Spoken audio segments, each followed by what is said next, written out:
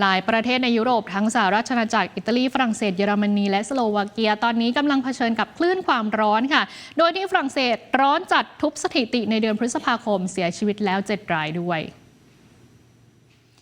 ชาวลอนดอนต้องเผชิญกับอากาศร้อนจัดในวันอังคารขณะที่อุณหภูมิในกรุงลอนดอนสูงเกิน30 องศาเซลเซียสตามรายงานของสำนักงานอุตุนิยมวิทยาอังกฤษ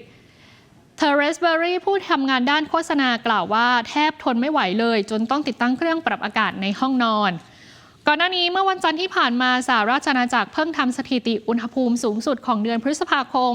โดยอุณหภูมิพุ่งสูงเกือบ35 องศาเซลเซียสและในวันอังคารสถิติวันพฤษภาคมที่ร้อนที่สุดของสหราชอาณาจักรอาจถูกทำลายอีกครั้งหลังอุณหภูมิช่วงเที่ยงวันที่สนามบินฮีทโธรในลอนดอนแตะ 32.2 องศาเซลเซียสส่วนที่อิตาลีค่ะเผชิญคลื่นความร้อนครั้งใหญ่ครั้งแรกของปีเมื่อวันอังคารที่ผ่านมาอุณหภูมิที่สูงผิดปกติแผ่ปกคลุมพื้นที่ส่วนใหญ่ของประเทศเนื่องจากระบบความกดอากาศสูงรุนแรงปกคลุมทั่วยุโรปภูมิภาคทางตอนเหนือและตอนกลางได้รับผลกระทบมากที่สุดโดยอากาศร้อนมาเร็วกว่าการเริ่มต้นฤดูร้อนอย่างเป็นทางการคาดว่าอุณหภูมิจะพุ่งสูงสุดในวันพุธนี้ซึ่งอาจเกิน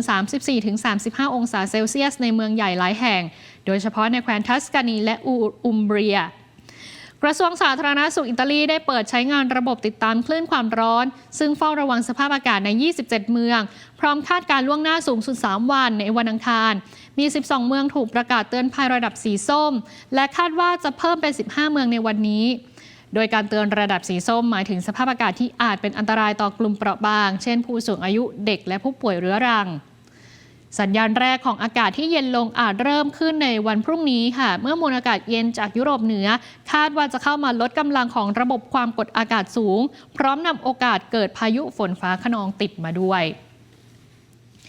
ขณะที่นักท่องเที่ยวในกรุงปารีสของฝรั่งเศสบอกว่าพวกเขาประหลาดใจกับสภาพอากาศร้อนในเมืองหลวงของฝรั่งเศสหลังจากสำนักงานอุตุนิยมวิทยาฝรั่งเศสบันทึกวันเดือนพฤษภาคมที่ร้อนที่สุดในประวัติศาสตร์ของประเทศเมื่อวันก่อนหน้าที่บริเวณใกล้หอไอเฟลผู้คนต่างนั่งพักใกล้น้ำพุและปิกนิกบนสนามหญ้าภายใต้ร่มเงาเพื่อหลบแดดอันร้อนระอุโซเฟียวานิกีนักท่องเที่ยวชาวอาร์เจนตินากล่าวว่า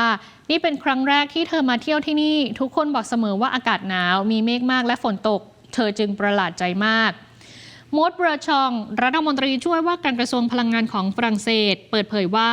มีผู้เสียชีวิตแล้ว7 รายทั้งทางตรงและทางอ้อมจากคลื่นความร้อนพร้อมระบุว่ารัฐบาลได้สั่งการให้หน่วยงานท้องถิ่นดำเนินมาตรการปกป้องประชาชนระหว่างกิจกรรมกีฬาพื้นที่ส่วนใหญ่ของแคว้นบริตานีถูกประกาศเตือนภัยระดับสีส้มโดยสำนักงานอุตุนิยมวิทยาเมเทโอฟรานซ์คาดว่าอุณหภูมิอาจสูงถึง 36 องศาเซลเซียสในช่วงบ่ายของวันอังคารที่ผ่านมาและคลื่นความร้อนจะยังคงดำเนินต่อไปในวันนี้และวันพรุ่งนี้ค่ะ